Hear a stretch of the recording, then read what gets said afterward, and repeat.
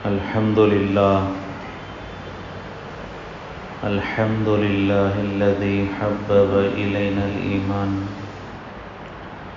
وزينه في قلوبنا وكره إلينا الكفر والفسوق والعصيان وجعلنا من الراشدين، والصلاة والسلام على من بعث ليتمم مكارم الأخلاق. أما بعد، فقد قال الله تبارك وتعالى في القرآن المجيد والفرقان الحميد: أعوذ بالله من الشيطان الرجيم، بسم الله الرحمن الرحيم. إنا أعطيناك الكوثر فصل لربك وانحر إن شانئك هو الأبتر. صدق الله العظيم. قال النبي صلى الله عليه وسلم: من وجد سعة لأن يضحيها ولم يضحي فلا يقربن مصلانا. وسئل رسول الله صلى الله عليه وسلم: ما هذه الأضاحي؟ فقال: سنة أبيكم إبراهيم. فسئل: فما لنا فيها يا رسول الله صلى الله عليه وسلم؟ فقال: بكل شعرة حسنة. فسئل: فما الصوف فيها يا رسول الله صلى الله عليه وسلم؟ فقال: بكل شعرة من الصوف حسنة. وقال النبي صلى الله عليه وسلم عن عائشة رضي الله تعالى عنها قالت: ما من مسلم يوجه ضحيته إلى القبلة إلا يجاء بها يوم القيامة بدمائها ولحومها حسنات محضرات في ميزانه، أو كما قال عليه الصلاة والسلام. محترم سامعین کرام، یہ جو ایام چل رہے ہیں بڑے مبارک ہیں۔ ذی الحجہ کے شروع کے 10 دن پورے سال میں اس کو بڑی فضیلت حاصل ہے۔ اس کی راتیں مبارک ہیں۔ قرآن میں اللہ نے ان راتوں کی قسم کھائی ہے۔ اس سے ہم ان راتوں کی عظمت کو سمجھ سکتے ہیں۔ پھر حضور پاک صلی اللہ علیہ وسلم نے ان راتوں کی عبادت کی فضیلت بیان فرمائی۔ ذی الحجہ مہینے کی شروع کی 10 راتوں پر ہر رات پر اللہ شب قدر کا اجر و ثواب نصیب فرماتے ہیں۔ اس کی راتیں مبارک ہیں۔ اس کے دن کے روزے اللہ کو بہت پسند ہیں۔ علماء نے بیان فرمایا ذی الحجہ کے شروع کے جو 9 دن کے روزے ہیں اس کی بڑی فضیلت ہے۔ ابتدائی 8 دنوں پر ہر روزے پر 1 سال کے گناہ معاف ہوتے ہیں، اور جو 9ویں دن کا روزہ ہے جسے عرفات کا روزہ کہا جاتا ہے، اس 9ویں تاریخ کے 1 روزے کے بدلے پچھلے پورے 1 سال کے گناہ اور اگلے سال کے گناہ، گویا کہ 2 سالوں کے گناہوں کو اللہ 1 روزے کے بدلے معاف فرماتے ہیں۔ تو گویا کہ عرفہ کے روزے کی بڑی فضیلت ہے۔ تو یہ شروع کے جو 10 دن ہیں اس کے چند خصوصی اعمال ہیں۔ ذی الحجہ کے شروع کے 10 دنوں کی جو فضیلت آئی ہے اس کے اعمال ہیں۔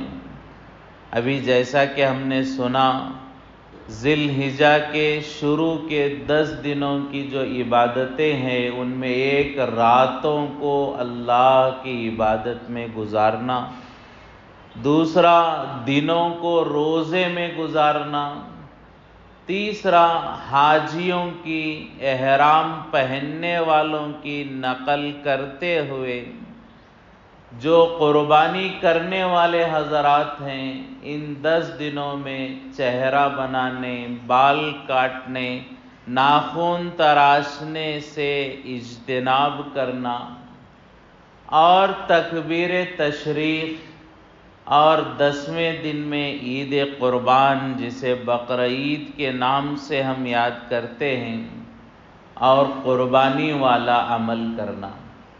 تو گویا کہ یہ ذی الحجہ کے شروع کے 10 دنوں کے خاص اعمال ہیں۔ راتوں میں عبادت کرنی چاہیے، دن کو روزہ رکھنا چاہیے، اور جو قربانی کرنے والے حضرات ہیں وہ ناخن نہیں کاٹیں گے، بال نہیں کاٹیں گے۔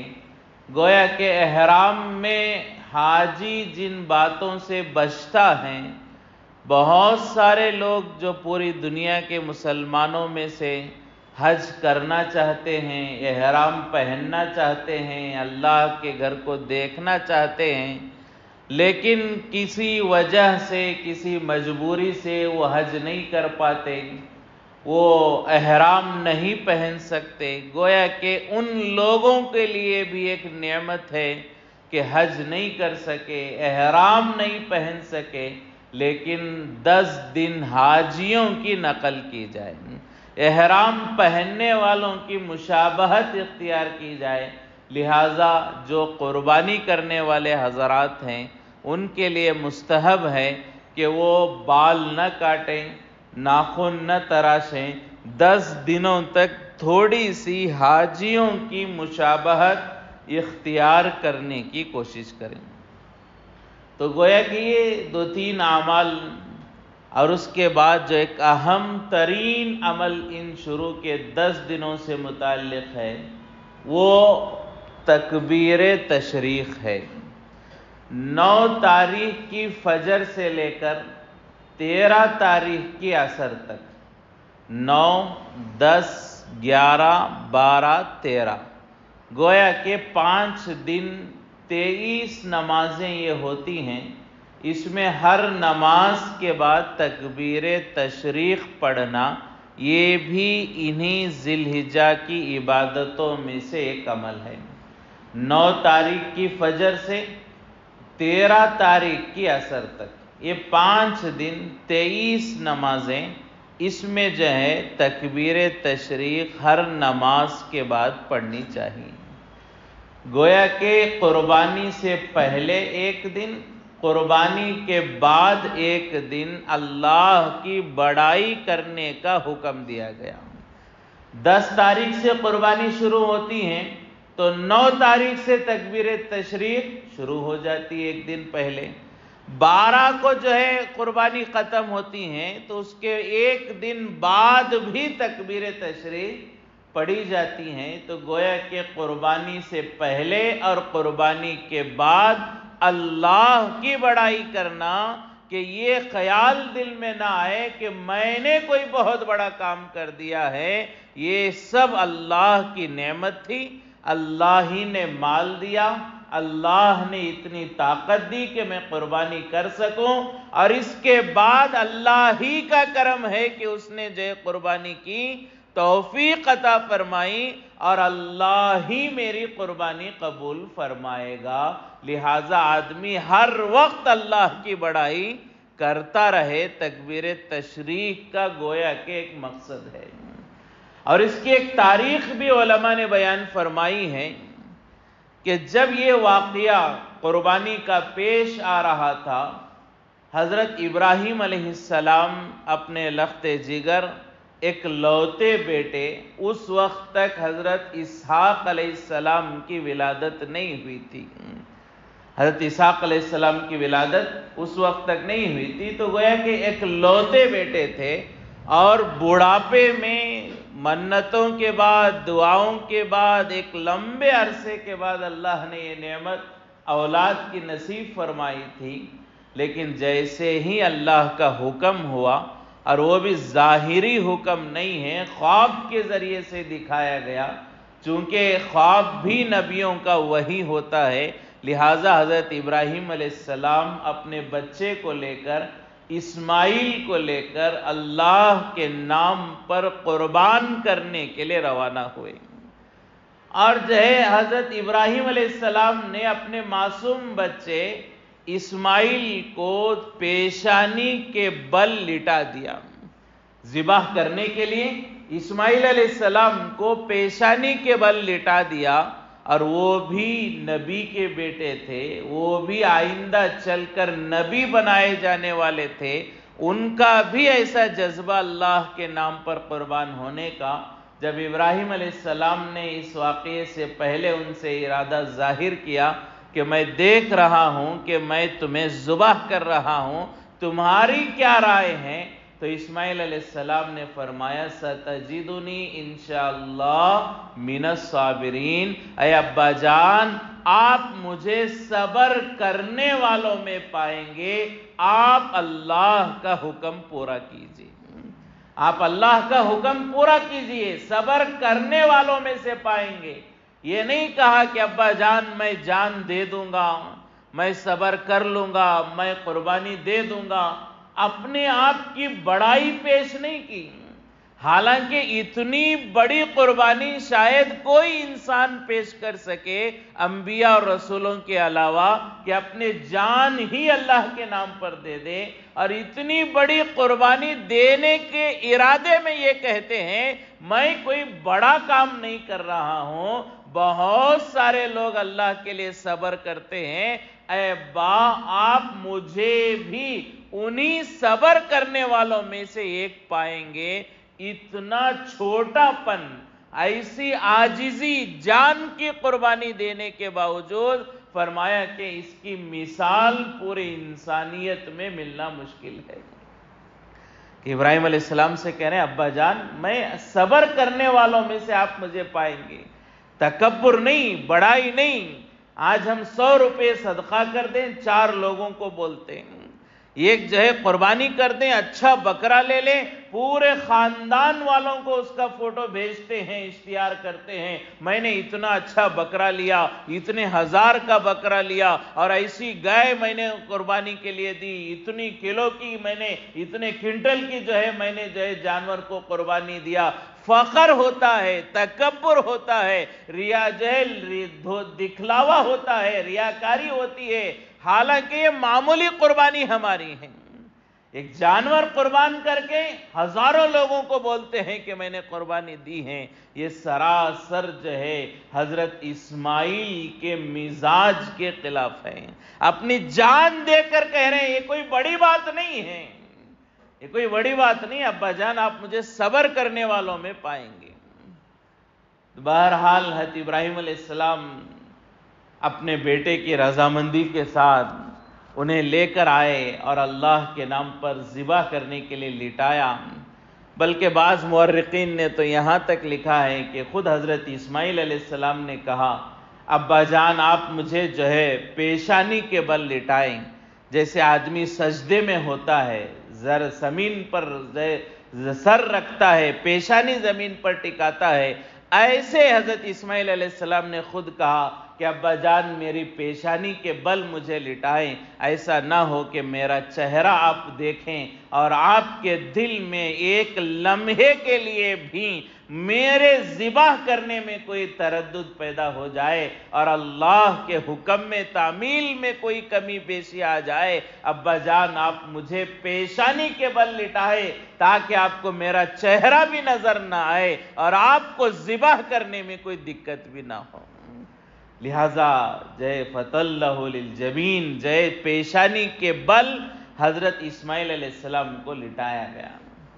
پوری کائنات میں ایک عجیب منظر ہے، ایک اللہ کا بندہ ہے جو پوری زندگی امتحان دیتے چلا آ رہا ہے۔ ابراہیم علیہ السلام، جیسا کہ گزشتہ بھی ہم نے سنا کہ بچپن سے قربانیاں، کبھی گھر والے مخالف، کبھی باپ مخالف، کبھی خاندان والے، کبھی آگ میں ڈالا جا رہا ہے، کبھی وطن سے دور جا رہے ہیں، کبھی بیابان میں، ریگستان میں، جہاں پر کوئی انسان، کوئی جانور نہیں ہوا، اپنے بیوی بچے کو چھوڑا جا رہا ہے۔ پوری زندگی جس انسان کی آزمائشوں میں گزری ہے، اور آج ایک درجہ وہ بھی آیا، ایک موقع وہ بھی آیا کہ اپنے بچے کی بھی قربانی دینے کے لیے کہا جا رہا ہے۔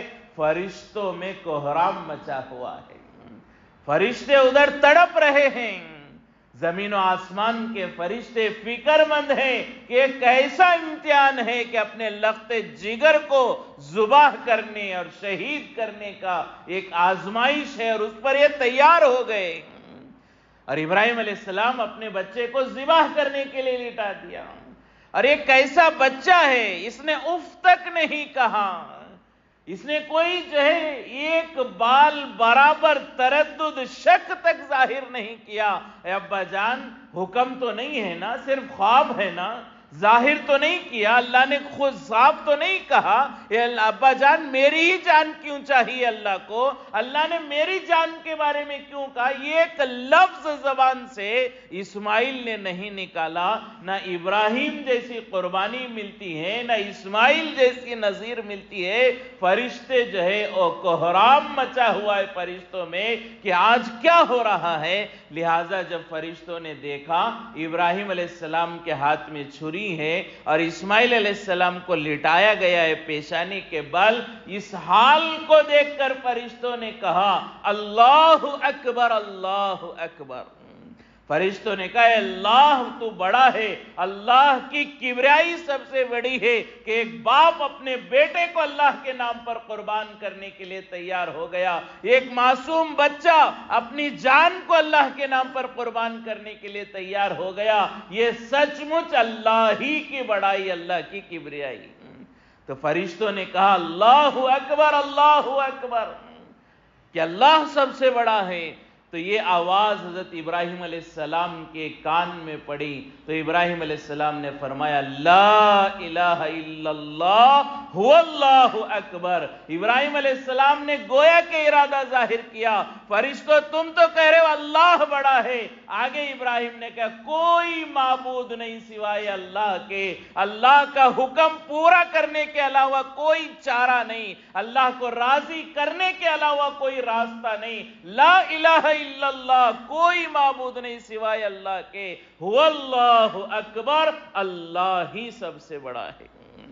فرشتوں کی آواز پر ابراہیم علیہ السلام نے اپنے جذبات کو ظاہر کیا اور اس وقت میں بھی اللہ کی بڑائی بیان کی، جیسے ابراہیم علیہ السلام نے کہا لا الہ الا اللہ هو اللہ اکبر۔ اب اسماعیل نے بھی سنا تو وہ معصوم اسماعیل علیہ السلام نے جواب دیا اللہ اکبر وللہ الحمد، کہ تمام تعریفیں اللہ ہی کے لیے ہیں، ایسی ہزار جانیں قربان کی جائیں، یہ سب جانیں اللہ کے لیے ہیں، انسان کا سب کچھ اللہ کے لیے ہے اور اللہ ہی سب سے بڑے ہیں۔ تو گویا کہ ایک پورا منظر، فرشتوں نے جو جملے کہے، اس پر ابراہیم علیہ السلام نے جو جملے کہے، اس کے بعد اسماعیل نے جو جملے کہے، اسی کو تکبیر تشریق کہتے ہیں۔ اور اللہ نے 9 تاریخ کی فجر سے اس کو پڑھنے کا حکم دیا تاکہ ہمارے جذبات بنے، ہمارا بکرا دینا، ہمارا حصہ دینا، ہمارا گائے دینا، ہمارا مال لگانا یہ کوئی بڑی بات نہیں، ہمارے سامنے وہ حضرت ابراہیم کی قربانی کا منظر یاد رہے اور اسے سامنے رکھ کر ہم قربانی دیتے رہیں۔ کہا کہ وہ منظر کبھی لائیں تنہائی میں رونگٹے کھڑے ہو جائیں گی۔ آج ہمارا بھی بچہ ہوگا، ہم آنکھیں بند کر لیں، چند لمحے کے لیے تصورات کی دنیا میں چلے جائیں کہ میں اپنے بیٹے کو لٹا رہا ہوں اور ایک تیز دھرار چھری کو لے کر اپنے بیٹے کے گلے پر پھیر رہا ہوں۔ کہا کہ قربان جائے حقیقت ہے، ہم تصورات میں بھی چھری نہیں پھیر سکتے، حقیقت میں تو اپنے بچے پر کیا چھری پھیریں گے، تصور میں لے جائیں کہ میرا بچہ لٹا ہوا ہے اور میں اللہ کے نام پر اپنے بچے کو ذبح کرنے کے لیے کھڑا ہوں اور چھری لے کر اپنے بچے کے گلے پر پھیر رہا ہوں۔ حقیقت تو دور، خواب اور تصور میں بھی ہمارے بس کی بات نہیں کہ یہ قربانی پیش کر سکے۔ لہٰذا 9 تاریخ کی فجر سے تکبیر تشریق کے ذریعے اللہ یہ سمجھانا چاہتے ہیں کہ دیکھو، قربانی دینے سے پہلے ابراہیم کا جذبہ یاد کرو، اسماعیل کا جذبہ یاد کرو، ان کی قربانیوں کے سامنے تمہاری قربانیاں کوئی حیثیت نہیں رکھتی، ہیچ ہے تمہاری قربانیاں۔ لہذا ذی الحجہ کے ان اعمال میں ایک عمل 9 تاریخ کی فجر سے تکبیر تشریق پڑھنا، یہ گویا کہ حضرت ابراہیم علیہ السلام اور فرشتوں اور حضرت اسماعیل علیہ السلام کے درمیان جو ایک منظر ہوا اور جو جملے وہاں پڑھے گئے اسی کو دہرایا جاتا ہے ہر نماز کے بعد۔ یہ اہتمام سے تکبیر تشریق واجب ہے، ہر فرض نماز کے بعد ایک مرتبہ پڑھنا واجب ہے، مردوں پر واجب ہے، عورتوں پر واجب ہے، مقیم پر واجب ہے، مسافر پر واجب ہے، قربانی کرنے والے پر واجب ہے، قربانی نہ کرنے والے پر واجب ہے۔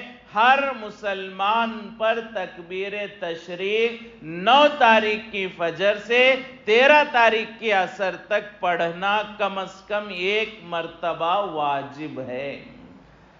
یہاں تک اس کا ایک مسئلہ علماء نے یہ بھی بیان فرمایا، 9 تاریخ ہے مثال کے طور پر شروع ہو گئی، 9 تاریخ کی فجر، ظہر، عصر، کوئی ایک نماز ہماری قضا ہو گئی، ان 5 دنوں میں سے کوئی نماز ہماری چھوٹ گئی اور اس نماز کی قضا کر رہے ہیں، 9 تاریخ کے 13 تاریخ کے درمیان ان 5 دنوں میں کوئی نماز قضا ہو گئی، چھوٹ گئی، ہم بعد میں پڑھ رہے ہیں تو بعد میں اس قضا نماز کے ساتھ تکبیر کی بھی قضا کرنی پڑے گی۔ اتنا ضروری ہے تکبیر تشریق کا پڑھنا، لیکن بہت سارے مسلمان، خاص طور سے عورتیں، مسجد میں مرد حضرات آتے ہیں تو عام طور پر امام پڑھتے ہیں تو ہمیں یاد آ جاتا ہے، ہم بھی دوہرا لیتے ہیں، لیکن اکثر گھروں میں عورتوں میں یہ دیکھا جاتا ہے تکبیر تشریق کا اہتمام نہیں ہوتا۔ یہ مرد پر بھی واجب ہے، عورت پر بھی واجب ہے، خاص اس کا اہتمام کریں۔ امام پر بھی واجب ہے، مقتدی پر بھی تکبیر تشریق کم از کم ایک مرتبہ پڑھنا ضروری ہے۔ تو اس کا ایک عمل ذی الحجہ کے راتوں کی عبادت ہے، دن کے روزے ہیں، خاص طور سے 9 تاریخ کا روزہ ہے، اور قربانی کرنے والے ناخن اور تراشنے سے، بال کاٹنے سے احتیاط کرنا، اور ایک عمل 9 تاریخ سے 13 تاریخ کی عصر تک تکبیر تشریق کا اہتمام کرنا۔ اور ایک اس کے علاوہ جو چوتھا عمل ہے، ان 10 دنوں میں سے عید قربان کے دن قربانی کرنا۔ قربانی اسلام کے ایک بنیادی اراکین میں سے ایک رکن ہے، اس کی بڑی اہمیت اسلام میں ہے۔ حضور پاک صلی اللہ علیہ وسلم نے قربانی کے بڑے فضائل بیان فرمائے ہیں، اور نہ کرنے والے پر حضور نے بہت سخت وعید حضور نے بیان فرمائی ہے۔ لہٰذا ایک روایت ہے، حضرت علی رضی اللہ تعالیٰ عنہ روایت فرماتے ہیں، حضرت علی فرماتے ہیں کہ حضور پاک صلی اللہ علیہ وسلم نے حضرت فاطمہ سے کہا، حضرت علی رضی اللہ تعالیٰ عنہ فرماتے ہیں حضور پاک صلی اللہ علیہ وسلم نے حضرت فاطمہ سے کہا، اے فاطمہ، جب تمہاری قربانی ہو تو کھڑے ہو کر دیکھا کرو، اشہدی علی اضحیتکی، کہ فاطمہ جب تمہاری قربانی ہو تو قربانی کرنے کو اپنے آنکھوں سے دیکھنے کا اہتمام کرو۔ تو علماء نے یہاں مسئلہ بیان فرمایا کہ اگر ذبح کرنے والا محرم ہے، ایسا آدمی جس سے پردہ نہیں ہے، شوہر ذبح کر رہا ہے، باپ ذبح کر رہا ہے، بیٹا ذبح کر رہا ہے، یا عورت خود ذبح کر رہی ہے، تو اس وقت میں اس جگہ پر کھڑے رہنا اس عورت کے لیے مستحب ہے۔ اور اگر ذبح کرنے والا کوئی اجنبی مرد ہے تو وہاں کھڑے رہنے کی ضرورت نہیں ہے۔ بکرا ہے، کوئی قصائی ذبح کر رہا ہے تو اس وقت میں کھڑے ہونے کی اجازت نہیں ہے، لیکن کوشش یہ ہو، بکرا وغیرہ ذبح کر رہے ہیں تو محرم ذبح کر رہا ہے تو اس وقت اپنے جانور کے ذبح ہونے کو بھی دیکھا جائے۔ تو حضور پاک صلی اللہ علیہ وسلم نے فرمایا کہ اے فاطمہ، جب جانور ذبح کیا جائے تم کھڑے ہو کر دیکھو۔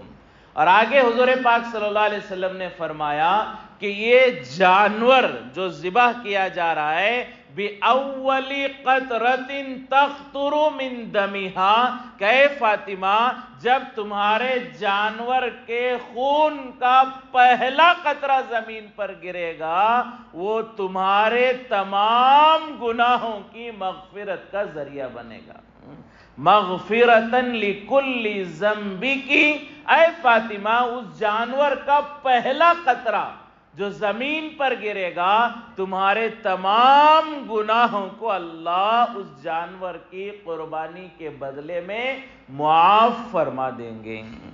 اور آگے فرمایا فَأَمَا فَإِنَّهُ إِجَاءُ بِلُحُومِهَا وَدِمَائِهَا يَوْمَ الْقِيَامَةِ، وجہ آگے حضور پاک صلی اللہ علیہ وسلم نے فرمایا اے فاطمہ، کل قیامت کے دن تمہارے قربانی کا جانور کا گوشت، اس کا خون، اس کے ناخن اور اس کا چمڑا، تمام چیزیں قیامت میں اللہ 70 گنا زیادہ کر کے تمہارے ترازو میں نامہ اعمال کے میزان میں رکھیں گے اور اس کے بدلے نیکیاں عطا فرمائیں گے۔ نیکیاں ملتی ہیں، جیسا کہ ایک سبحان اللہ ہے، اسے قیامت میں نیکی سے تبدیل کیا جائے گا۔ سبحان اللہ کو بدل کر نیکی ملے گی، الحمدللہ کو بدل کر نیکی میں تبدیل کیا جائے گا۔ ایسے ہی فرمایا کہ قربانی کے جانور کا گوشت، اس کا پیشاب، اس کے ناخن، اس کا خون، اس کا چمڑا، تمام چیزوں کو 70 گنا بڑھا کر اللہ اسے نیکیوں میں تبدیل کر کے میزان میں رکھیں گے اور اس سے میزان بھاری ہو جائے گا۔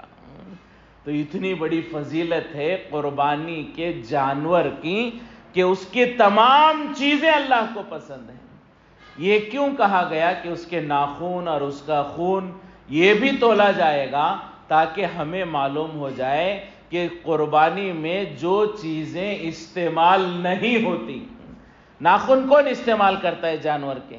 قربانی کے جانور کا خون کہاں استعمال ہوتا ہے؟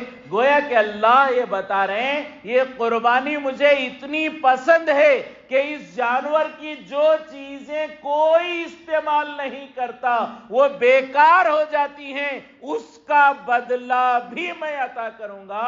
تو جب خون کا بدلہ ملتا ہے اور ناخن کا بدلہ ملتا ہے، چمڑے کا بدلہ ملتا ہے، تو اب سوچو گوشت کا کتنا بدلہ ملے گا جسے غریب بندے بھی استعمال کرتے ہیں۔ جو چیزیں استعمال میں نہیں آتی ان کا بھی بدلہ اللہ دیتے ہیں، تو جو استعمال میں آ رہی ہیں ان کا بدلہ کتنا ملے گا یہ اللہ ہی بہتر جانتے ہیں۔ لہذا قربانی کی فضیلت ہے، آپ صلی اللہ علیہ وسلم نے اس کے کرنے کا حکم دیا، بہت ساری روایت ہیں، اور نہ کرنے والے پر وعید بیان فرمائی۔ ایک روایت ہے حضور پاک صلی اللہ علیہ وسلم نے ارشاد فرمایا من وجد سعة لأن يضحيها ولم يضحي فلا يحضرن مصلانا، حضور پاک صلی اللہ علیہ وسلم نے فرمایا جس پر قربانی واجب ہو، جس پر قربانی واجب ہو، اس کے باوجود قربانی نہ کرے، فلا يحضرن مصلانا، وہ ہمارے عیدگاہ میں آنے کی جرت نہ کرے، وہ عیدگاہ میں حاضر نہ ہو۔ کتنی سخت وہ عید ہے، عید کا دن ہے، اللہ ہر مسلمان کے گناہوں کو معاف کرنے والے ہیں، رحمتوں کے نزول کا مرکز ہے، عید پر بے شمار نعمتیں اللہ کی طرف سے ملتی ہے۔ ایسے عیدگاہ کے بارے میں حضور نے فرمایا جس پر قربانی واجب ہو، قربانی نہ کرے وہ ہمارے عیدگاہ میں حاضر ہی نہ ہو۔ کتنی سخت وعید ہے۔ بلکہ بعض روایت میں علماء نے بیان فرمایا، آپ صلی اللہ علیہ وسلم نے فرمایا فَلَا يَقْرَبَنَّ مُصَلَّانَا، جس پر قربانی واجب ہو وہ ہمارے عیدگاہ میں آنا تو دور، ہمارے عیدگاہ کے قریب بھی نہ آئے۔ اتنا سخت وعید کہ عیدگاہ میں نہیں، فَلَا يَقْرَبَنَّ، ہمارے عیدگاہ کے قریب بھی نہ آئے وہ آدمی جس پر قربانی واجب ہو اور وہ قربانی نہ کرے۔ لہٰذا اس کا بڑی سخت وعید ہے قربانی واجب ہونے کے بعد نہ کرنا۔ اور آج ہمارے بہت سارے لوگوں کو ہم دیکھتے ہیں قربانی واجب ہوتی ہے، کسی بہانے سے قربانی نہیں کرتے۔ بہت سارے لوگوں کے ذہن میں یہ بھی ہوتا ہے کہ قربانی میں اتنا پیسہ ضائع کرنے کے بجائے اس کے بدلے غریبوں کی مدد کرو، بیواؤں کی مدد کرو، یتیموں کی مدد کرو، غریب بچوں کی اسکول کی فیس ادا کرو، بیمار لوگوں کے آپریشن میں پیسہ لگاؤ۔ یہ ہزار بہانے ہمارے دلوں میں آتے ہیں جس کی وجہ سے بہت سارے لوگ کیا سوچتے ہیں قربانی واجب ہے پھر بھی قربانی نہیں کرتے۔ یہ سراسر غلط ہے۔ حضور پاک صلی اللہ علیہ وسلم نے فرمایا کہ عید کے دن قربانی سے بڑھ کر کوئی عمل اللہ کو پسند نہیں۔ عید کے دن سب سے زیادہ اللہ کو پسند کون سا عمل ہے؟ وہ قربانی والا عمل ہے۔ مثال دے کر علماء نے بیان فرمایا ایک حصہ 4000 روپے، مثال کے طور پر ایک حصہ 4000 روپے ہے، میرے اوپر قربانی واجب ہے 4000 روپے ایک حصہ، لیکن میں 4000 روپے قربانی کا حصہ نہ لے کر 4 کروڑ روپے صدقہ کر دوں، اللہ کو وہ پسند نہیں آئے گا۔ 4000 روپے حصہ لینے کے بجائے 4 کروڑ روپے میں جو ہے صدقہ کر دوں، غریبوں میں تقسیم کر دوں، لیکن قربانی نہ کروں عید کے دن، اللہ کو یہ پسند نہیں۔ 4 کروڑ روپے خرچ کرنے سے زیادہ 4000 روپے کا حصہ لینا اللہ کو پسند ہے۔ لیکن آج ہمارے ہاں بہت سارے بہانے کہ اتنا پیسہ ضائع ہوتا ہے، اس سے جو ہے بہتر ہے کوئی دوسرا کام کرو۔ یہ پیسہ ضائع نہیں ہو رہا ہے، اللہ کے حکم پر لگ رہا ہے۔ اللہ کے حکم پر لگانا ضائع ہوتا ہے؟ اگر ایسا ہی سوچیں گے تو ایک آدمی حج کو جانے میں 5 لاکھ روپے تقریباً خرچہ آ رہا ہے۔ ایک آدمی کے حج پر کتنا خرچہ آ رہا ہے؟ تقریباً 5 لاکھ۔ دھارواڑ سے ہی اس سال 80-85 لوگ حج پر گئے، 100 لوگوں کا حساب پکڑ لو تو ایک آدمی کا 5 لاکھ، 100 لوگوں کے 5 کروڑ ہو گئے۔ اگر کوئی آدمی یہ سوچے کہ 100 لوگ حج کو نہ جائیں، 5 کروڑ روپیوں کا ہاسپٹل بنائے تو ہم کیا کہیں گے؟ ارے بھائی حج اہم ہے، اللہ کا حکم پورا کرنا ہے، آپ ہاسپٹل بناؤ، دوسرے پیسوں سے بناؤ۔ تو جیسے حج کو نہیں چھوڑ سکتے، قربانی بھی نہیں چھوڑ سکتے۔ کیا نظر آ رہا ہے لوگوں کو؟ 4000 روپے قربانی میں بیکار کرنے کے بجائے غریبوں کی مدد کرو۔ ایسے 20-25 ہزار روپے کا فون لیتے ہیں، اس کے بدلے غریبوں کی مدد کرو۔ یہ کوئی نہیں بولتا۔ 2-4 ہزار 5 ہزار کے فون میں ضرورت پوری ہو رہی ہے، 50 ہزار کا فون رکھنا، یہ کہہ دو کہ 50 ہزار کا فون مت رکھو، اس کے بدلے جو ہے غریبوں کی مدد کرو، نہیں کرے گا۔ 20-30 ہزار کی گاڑی میں بھی کام چل جائے گا۔ شو روم سے 1-1.5 لاکھ کی گاڑی لے کر آتے ہیں، وہاں نہیں کہتے کہ بیکار خرچ مت کرو، غریبوں کی مدد کرو۔ گاڑی لینا بھی درست ہے، اچھا مہنگا موبائل لینے میں بھی کوئی برائی نہیں ہے، برتھ ڈے کرنے میں برائی نہیں ہے، قربانی دینے میں نقصان نظر آتا ہے۔ یہ سب دل کا زنگ ہے، دل کا زنگ۔ لاکھوں روپے خرچ کر کے برتھ ڈے کرتے ہیں، وہاں کبھی نہیں کوئی کہتا برتھ ڈے کرنے سے اچھا ہے غریبوں کی مدد کرو، نہیں کہتے۔ لاکھوں روپے خرچ کر کے برتھ ڈے کرتے ہیں، کروڑوں روپے خرچ کر کے شادیاں کرتے ہیں، قربانی میں 4000 روپے دینے میں اس کو نقصان نظر آتا ہے۔ یہ سراسر دھوکہ ہے، شیطان کا دھوکہ ہے کہ قربانی کیا ضروری ہے، اتنا پیسہ بیکار ہو رہا ہے۔ نہیں، یہ اللہ کا حکم ہے، اللہ کے حکم سے بڑھ کر کوئی چیز نہیں۔ ابراہیم علیہ السلام نے تو اپنے بچے کی قربانی دینے کے لیے جو ہے ارادہ کیا، یہ نہیں سوچا کہ جان لے کر اللہ کیا کریں گے۔ کیوں؟ سوچنے کی گنجائش ہی نہیں اللہ کے حکم کے سامنے۔ اللہ کے حکم کے بعد سوچنے کی گنجائش نہیں ہے۔ بہت سارے لوگ یہ بہانے سے قربانی نہیں کرتے، ہم 4000 روپے غریبوں میں دیں گے، سراسر غلط ہے۔ اور بہت سارے لوگ دوسرے بہانے کرتے ہیں، بہت سارے لوگ دوسرے وجہ سے، دوسرے جو ہے کسی عذر سے قربانی نہیں کرتے، یہ سب غلط ہے۔ جس کو اللہ نے طاقت دی ہے وہ ضرور قربانی کرے، اگر نہیں کر رہا بہت جو ہے سخت وعید حضور پاک صلی اللہ علیہ وسلم۔ بعض لوگ جو ہے سوچتے ہم غریب ہیں، طاقت ہونے کے باوجود سوچتے ہم غریب ہیں، کیسے قربانی کریں؟ تو ہم دیکھیں حضور پاک صلی اللہ علیہ وسلم کی زندگی، ہمارے لیے ہر کام میں حضور نمونہ ہے۔ کپڑے پہننے میں حضور نمونہ ہے، سونے میں حضور نمونہ ہے، کھانے میں حضور نمونہ ہے، قربانی میں بھی ہمارے لیے حضور نمونہ ہے۔ کیا آج کے اس زمانے کا کوئی بھی غریب سے غریب مسلمان، آج کے اس زمانے کا کوئی بھی غریب سے غریب مسلمان کھڑے ہو کر یہ کہہ سکتا ہے کہ میں حضور سے زیادہ تنگی میں گزار رہا ہوں؟ کوئی کہہ سکتا ہے؟ حضور پاک صلی اللہ علیہ وسلم کے گھر کے بارے میں ہم جانتے ہیں، 2 چاند نظر نہیں آتے، 2 چاند نظر آتے، گھر میں چولہا نہیں جلتا تھا۔ 2 چاند، 3 چاند نظر آتے، حضور کے گھر میں چولہا نہیں سلگتا، اتنی تنگ دستی، لیکن مدینے میں 10 سال ہر سال حضور نے قربانی کی ہے۔ اگر حضور یہ سوچ کر کہ تنگی ہے ہماری طرح سوچتے تو حضور بھی قربانی نہ کرتے، لیکن حضور سمجھانا چاہ رہے قربانی کتنی ضروری ہے۔ کیا آج کسی غریب سے غریب مسلمان کا گھر ایسا ہے کہ 2 مہینے تک چولہا نہ جلا ہو، 3 چاند نظر آئے اس کے گھر میں کچھ نہ پکا ہو؟ کوئی بھی پوری دنیا میں کوئی مسلمان ہمیں ایسا ملے گا؟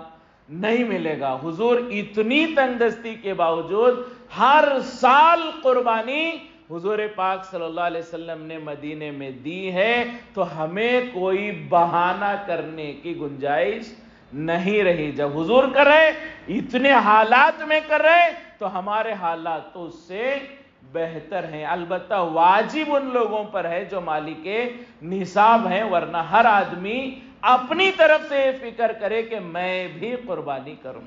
حضور پاک صلی اللہ علیہ وسلم نے تو حجۃ الوداع میں 100 اونٹ قربانی دیے۔ کتنی قربانی دیے؟ 100 اونٹ۔ ایک اونٹ میں 7 حصے، ایک اونٹ میں 7 حصے۔ حضور نے ایک سال میں 700 حصے قربانیاں دی ہیں۔ کیا ہم ایک حصہ نہیں دے سکتے؟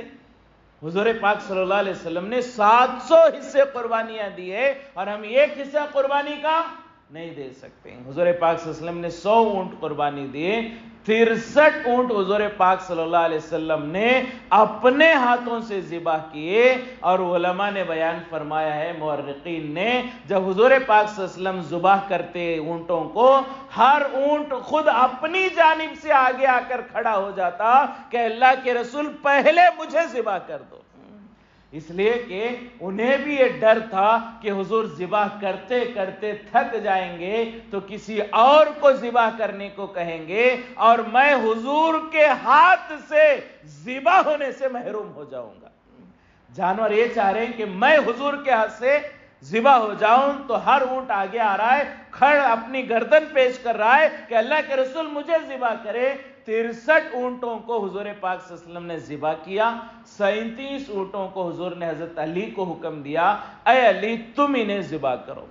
اور آگے علماء نے بیان فرمایا، جب سب کی قربانی ہو گئی، حضور پاک صلی اللہ علیہ وسلم نے فرمایا ہر اونٹ میں سے ایک ٹکڑا گوشت کا لے لو، ہر اونٹ میں سے، 100 اونٹوں میں سے ہر اونٹ میں سے ایک گوشت کا ٹکڑا لے لو اور ایک برتن میں اسے پکا لو، اور اس میں سے میں کھاؤں گا۔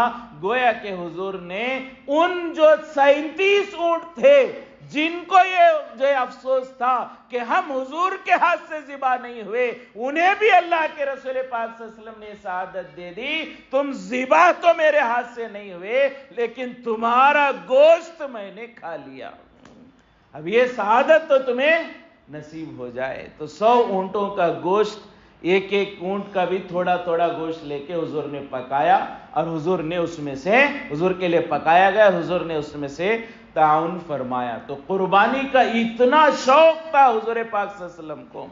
اور اولیاء اللہ کے بارے میں آتا ہے کہ اولیاء کرام، بہت سارے اللہ کے نیک بندے ایسے ہوتے جب وہ قربانی دیتے تو اس میں سے کچھ گوشت سنبھال کر رکھتے تھے، مہینوں تک سنبھال کر رکھتے تھے، اور جب کوئی گھر میں مہمان آتا، خاص رشتہ دار آتا، کوئی اللہ والے گھر کو آتے تو اپنے گھر والوں کو یہ کہتے، وہ جو برکت والا گوشت میرے گھر میں ہے، قربانی والا گوشت ہے جس میں روحانیت ہے، وہ گوشت میں اپنے مہمان کو کھانا کھلاؤں گا۔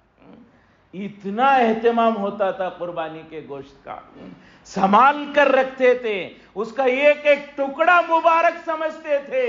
جیسے قربانی کو ذبح کرنے سے جو ایک نورانیت ہوتی ہے، ایسے ہی اس کے گوشت کو کھانے سے روحانیت پیدا ہوتی ہے۔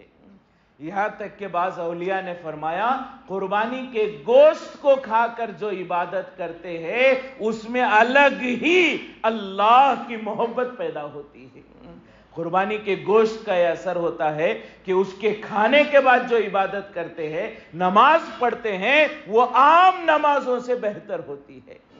اتنا تاثیر ہے قربانی کا، اتنا دخل ہے کہ اس کے کرنے کی فضیلت، حضور کا اہتمام، اس کے گوشت کو اللہ والے مہینوں تک سنبھال کر رکھتے، کوئی خاص آدمی آتا اسے وہ کھلایا کرتے ہیں۔ اور آج ہمارا حال کیا ہے؟ بہت سارے مسلمان تو ایسے ہیں، وہ کمیلے سے گھر بھی نہیں لے جاتے گوشت، جانور بھی نہیں دیکھتے کہ میرا جانور کیسا ہے، قصائی کو کہہ دیتے ہیں تم ہی ایک اچھا جانور لے لو، ہاں 2 سال کا ہونا، جو ہونا وہ ہے دیکھ لو، تم ہی ایک جانور لے لو، ہمارے نام سے ذبح کر دو، تم ہی کسی کو بانٹ دو، تقسیم کر دو۔ وہ جانور بھی نہیں دیکھتے، ذبح کے وقت بھی نہیں جاتے، اس کا گوشت گھر میں لانا بھی پسند نہیں کرتے، گھر میں لانا بھی پسند۔ بڑے افسوس کی بات ہے، اس کی برکتیں ہیں۔ آپ نہیں کھاتے بڑے کا گوشت، آپ حصہ دے رہے ہیں، کوئی آدمی ہے اسے بکرا دینے کی طاقت نہیں ہے، وہ گائے میں حصہ لے رہا ہے، لیکن اس کا مزاج، اس کی طبیعت گائے کا گوشت کھانے کو نہیں مانتی، لاؤ اپنے رشتہ دار جو کھاتے انہیں دو، انہیں لے کر آؤ، صفائی کرو، اپنے ہاتھ سے کاٹو، اتنی تو اس سے لگاؤ ہو جائے، اتنا تو اس کے ساتھ تعلق ہو جائے۔ یہ کہہ کے جو ہے کمیلے سے ہی اسے واپس کر دیا مارکیٹ سے کہ مجھے وہ دیکھنا بھی نہیں، مجھے وہ گھر لانا بھی نہیں، یہ قربانی کے مزاج کے خلاف ہے۔ یہ اہتمام ہے، بہت ساری غلطیاں ہم سے قربانی کے بارے میں ہوتی ہیں، تقسیم کر دیتے ہیں، وہیں سے تقسیم کر دیتے ہیں۔ بعض لوگ لاتے ہیں پورا گوشت رکھ لیتے ہیں، یہ بھی غلط ہے۔ اور بعض لوگ لیسٹ بناتے ہیں، ہاں فلاں ہمارے پڑوسی ہمیں دیتے ہیں، ان کو ہم بھی دیں گے، فلاں آدمی 4 کلومیٹر 5 کلومیٹر دور ہے لیکن وہ ہمیں گوشت دیتا ہے، اسے بھی ہم گوشت دیں گے، فلاں گاؤں میں ہمارے رشتہ دار رہتے ہیں، وہ ہمیں گوشت بھیجتے ہیں، انہیں ہم گوشت بھیجیں گے۔ یہ غلط ہے۔ گوشت قربانی کا باٹا باٹی نہیں ہے، جو دے گا اسی کو دینا نہیں ہے، جو غریب ہے ان کو دینا ہے، جو غریب ہیں انہیں گوشت دو، جو ہمیں دے رہا ہے وہ کروڑ پتی ہے پھر بھی اسی کو دینا، یہ کوئی اصولی بات، یہ کوئی صحیح بات نہیں۔ باقاعدہ لیسٹ کرتے ہیں، ایک ہمارے محلے میں ہوتا ہے، غریب ہوتا ہے، ضرورت مند ہوتا ہے، اگر بچے پوچھیں ابا جان ان کو بھی دیں گے، ہم کہہ دیتے ہیں وہ ہم نہ نہیں دیتے، ہم بھی نہیں دیں گے۔ ارے کیا مطلب ہوا اس کا؟ جو مجھے دے رہا میں اسی کو دوں گا، تو یہ عبادت کہاں رہی؟ یہ قربانی کہاں رہا؟ یہ نیکی کہاں رہی؟ جو مجھے نہیں دے رہا میں نہیں دوں گا، فلاں میرا بھائی ہے وہ قربانی کا گوشت مجھے نہیں دیتا، میں کیوں دوں اس کو گوشت؟ یہ سراسر غلط ہے۔ تو اس کے لیے فرمایا کہ قربانی کے گوشت کی تقسیم کے بھی مسائل ہیں، جانور کے عمر کے مسائل ہیں، یہ سب مسائل ہیں، بہت سارے مسائل ہیں، اپنے علماء سے معلوم کریں، معتمد علماء سے معلوم کریں، اپنی طرف سے فتویٰ نہ دیں۔ اللہ کے لیے اپنی طرف سے فتویٰ نہ دیں. بہت سارے لوگ فتویٰ دیتے ہیں یہ پیسے غریبوں میں خرچ کر دو. بہت سارے فتویٰ دیتے ہیں میرے اوپر قربانی واجب نہیں ہے. بہت سارے فتویٰ دیتے ہیں ایک بکرا پورے گھر والوں کی طرف سے چلے گا. اللہ کے لیے اپنی طرف سے فتویٰ نہ دیں. علماء سے مسئلہ معلوم کریں کہ ایک بکرا پورے گھر والوں کی طرف سے ہوگا، معلوم کریں. حضرت ابن عمر رضی اللہ تعالیٰ عنہ کی روایت ہے، آپ نے فرمایا الشاۃ عن واحد، ایک بکرا ایک آدمی کی طرف سے ہوگا، اس سے زیادہ کی طرف سے نہیں ہوگا. ایک بکرا ایک ہی آدمی کی طرف سے، اس سے زیادہ کی طرف سے نہیں ہوگا. حضرت عبداللہ ابن عمر کی صاف روایت ہے. اور ایک روایت ہے ایک آدمی نے آ کر حضور پاک صلی اللہ علیہ وسلم سے پوچھا اے اللہ کے رسول میرے اوپر بڑا جانور واجب تھا لیکن بڑا جانور نہیں مل رہا. ان علی بدنتن، اے اللہ کے رسول میرے اوپر بڑا جانور تھا لیکن نہیں مل رہا ہے، کیا کروں؟ تو حضور نے کہا 7 بکرے دے دو. اگر بڑے جانور کے بدلے میں ایک بکرا 7 لوگوں کی طرف سے یا ایک سے زیادہ کی طرف سے ہو جاتا تو حضور کیوں کہتے 7 بکرے لے کر دے دو. تو یہ اپنی طرف سے فتویٰ نہ دیں ایک بکرا پورے گھر والوں کی طرف سے ہوگا، یہ غلط ہے. اگر ایسا ہی ہو ایک بکرا پورے گھر والوں کی طرف سے ہو تو ایک گائے پورے محلے والوں کی طرف سے ہونی چاہیے، ایک اونٹ پورے شہر والوں کی طرف سے ہونی چاہیے. بیچارے اونٹ کی کیا غلطی ہے، گائے کی کیا غلطی ہے کہ گائے اور اونٹ صرف 7 لوگوں کی طرف سے، بکرا گھر میں 50 ہے تو 50 کی طرف سے، کہ بکرا گائے اور اونٹ سے بڑھ گیا. تو یہ اپنی طرف سے جو فتوے دیتے ہیں سوشل میڈیا کے مفتی ہوتے ہیں، ان حضرات سے آپ احتراز کریں. اپنے مسجد کے امام سے، اپنے شہر کے علماء سے مسئلہ معلوم کریں. یہ آن لائن کے بیانات فضائل میں دیگر چیزوں میں بہتر ہیں لیکن نماز آپ کو اپنے امام کے پیچھے پڑھنی ہے. آپ امریکہ کے مولانا کا بیان سنیں گے، نماز امریکہ کے مولانا کے پیچھے نہیں پڑھ سکتے، گلی کے محلے کے امام کے پیچھے پڑھنی ہے. آپ فلاں مفتی، فلاں ڈاکٹر، فلاں ایڈوکیٹ، فلاں انجینئر کا بیان سنتے ہیں، جنازے کی نماز آپ کا وہ انجینئر، وہ ڈاکٹر، وہ عالم نہیں پڑھائے گا. آپ کے جنازے کی نماز آپ کے محلے کا امام پڑھائے گا. لیکن آج اللہ معاف فرمائے محلے کے امام کچرے کی طرح بس سوشل میڈیا کے علماء پر ہمیں اعتماد ہو گیا. یہ سوشل میڈیا اور فلاں کے فتووں سے اعتراض کریں. اپنے محلے کے امام، اپنے شہر کے علماء، اپنے شہر کے مفتیان سے مسئلہ معلوم کریں. میرے اوپر قربانی واجب ہے نہیں ہے، واجب ہے تو کون سا جانور دوں، اس کی عمر کیا ہونی چاہیے، اس کے سینگ کیسے ہوں، اس کے کان کیسے ہوں، اس کی آنکھ کیسی ہو، وہ لنگڑا چلے گا نہیں چلے گا، سب مسئلے ہیں. پورے مسئلے اپنے علماء سے معلوم کرے تاکہ قربانی کے جیسے عمل سے محروم ہونے یا پھر اس کے وعید میں شامل ہونے سے بچنے کی کوشش کریں. اللہ تبارک و تعالیٰ سے دعا ہے کہ اللہ تبارک و تعالیٰ ہم تمام کے دلوں میں قربانی کی عظمت پیدا فرمائے اور جانوروں کو ذبح کر کے حضرت ابراہیم علیہ السلام کے جیسا شوق و جذبہ ہمارے دلوں میں پیدا ہونے کے توفیق نصیب فرمائے. اللہ ہم سب کو بہانے کر کے قربانی سے بچنے کے بجائے شوق سے، خوش دلی سے، سعادت سمجھ کر اچھے سے اچھے جانوروں کی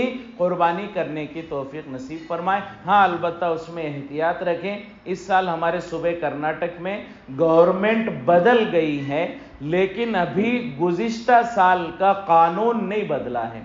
گورنمنٹ بدل گئی ہے، مسلمانوں کی حمایت میں ہے، موافق ہے، لیکن قانون جو گزشتہ بدلا تھا وہ اب تک ابھی ختم نہیں کیا گیا ہے. لہٰذا احتیاط کے ساتھ جس علاقے میں جو بڑوں کی طرف سے جو ہمیں اشارہ دیا جا رہا ہے اسے حکمت کے ساتھ قربانی کریں. ایسا نہیں کہ حکومت بدل گئی ہم جو ہے راستوں پر جو ہے جانوروں کو لے کر پھریں، سو واٹس ایپ پر اس کو لوگوں میں وائرل کریں اور دوسروں کے جذبات کو ٹھیس پہنچے اور آگے آئندہ بڑا نقصان ہو جائے. ایسا نہیں کرنا ہے. حکومت بدلی ہے، وہ جو قانون تھا گزشتہ سال کا ابھی ختم نہیں ہوا ہے۔ ہاں کسی جگہ بعض جانوروں کو منع کیا گیا تھا، پھر بھی اجازت ملی ہے، کر رہے، احتیاط کریں، دکھلاوا شور ہنگامہ بالکل نہ کریں، فوٹو نہ نکالیں، واٹس اپ نہ کریں، راستوں میں جو ہے لے کر نہ گھومیں، اور بکرے وغیرہ ذبح کر رہے ہیں تو اپنے کمپاؤنڈ کے اندر یا اپنے گھر میں جہاں عافیت ہے دوسروں کے سامنے نہ ہو، ایسے احتیاط کریں۔ راستے پر ذبح کرنا، خون گٹر میں بہا دینا، راستوں پر بہا دینا، چمڑے کی قیمت چونکہ آج کل بہت کم ہے، راستوں پر چمڑا پھینک دینا، ایسی کوئی حرکت جس سے دوسروں کو تکلیف ہو ایک مسلمان کے لیے مناسب نہیں ہے۔ ان سب چیزوں سے بچنے کی کوشش کریں۔ فرقانیہ مسجد میں ہمارے الحمدللہ عید کی نماز صبح 7:30 بجے ادا کی جائے گی۔ بقرعید کی نماز انشاءاللہ ہماری فرقانیہ مسجد میں صبح 7:30 بجے ٹھیک عید کی نماز ادا کی جائے گی۔ اس سے پہلے تمام حضرات پہنچنے کی فکر فرمائیں۔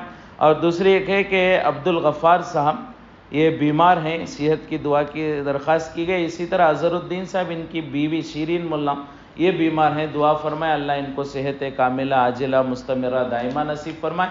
اسی طرح ہم میں، ہمارے رشتہ داروں میں، اساتذہ میں، والدین میں، پوری امت میں جو بیمار ہیں اللہ ان سب بیماروں کو شفا کل عاجلہ مستمرہ دائمہ نصیب فرمائے۔ ایک انجمن اسلام کی طرف سے ایک اعلان آیا ہے، ہلال وہ ہے نا ہلال کمیٹی، لجنت العلماء دھارواڑ کی جانب سے یہ ہے کہ حضرت مولانا مفتی عبدالحمید صاحب نقشبندی دامت برکاتہم، جو اکثر ہمارے شہر میں آتے ہیں، ماشاءاللہ پورے ہندوستان کی مایانہ شخصیت میں سے ہیں، مولانا پیر ذوالفقار صاحب کی خلافت ہے، لہٰذا وہ 23 جون جو ہے مسجد القاسم میں پہنچ رہے ہیں اور ان کے وہاں مجالس ہوں گی، شرکت کی فکر فرمائیں۔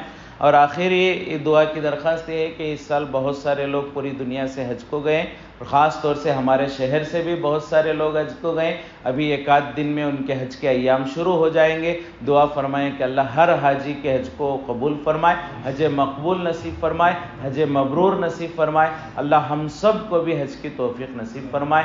وآخر دعوانا الحمدللہ۔